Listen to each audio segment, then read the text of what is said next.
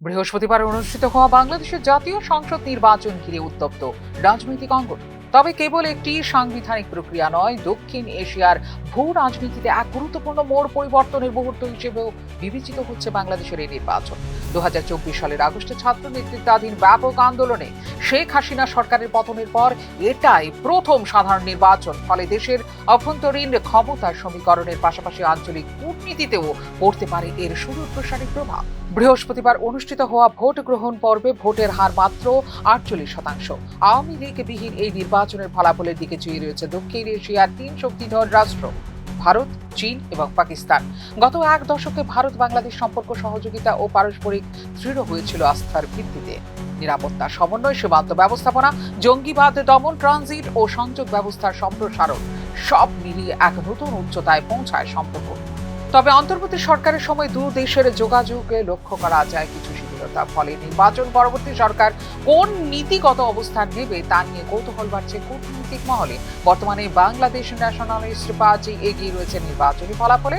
বাংলাদেশ সবার আগে এবং বন্ধু হ্যাঁ প্রভু নয় স্লোগান তুলে ধরেছে তারেক রহমানের নেতৃত্বাধীন বিএনপি।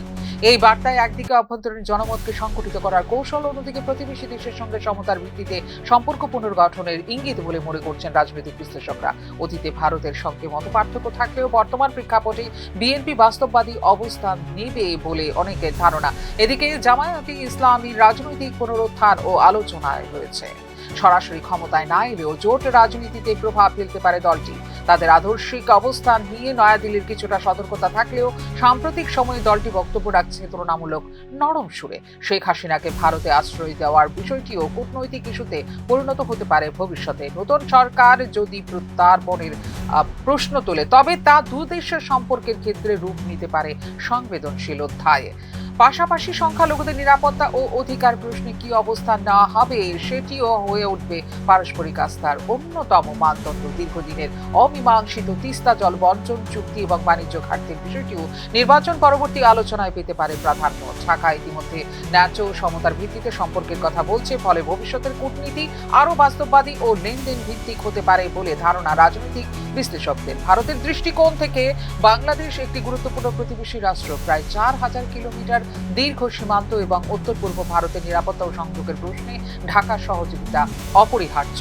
তাই দিল্লির প্রত্যাশা বাংলাদেশে একটি স্থিতিশীল, দায়িত্বশীল ও গণতান্ত্রিক সরকার প্রতিষ্ঠিত হোক, যা বজায় রাখবে আঞ্চলিক শান্তি ও উন্নয়নের ধারাবাহিকতা। সব মিলিয়ে বৃহস্পতিবার অনুষ্ঠিত হওয়া বাংলাদেশের সাধারণ নির্বাচন শুধু ঢাকার ক্ষমতার পালাবদল নয়, এটি হলো দুই প্রতিবেশী দেশের সম্পর্কের ভবিষ্যৎ রূপরেখা নির্ধারণের এক গুরুত্বপূর্ণ অধ্যায়। দক্ষিণ এশিয়ার কূটনৈতিক মানচিত্রে এই ভোটের ফলাফল কতটা প্রভাব ফেলবে সেদিকেই এখন নজর আন্তর্জাতিক মহলের। Bureau report, news now.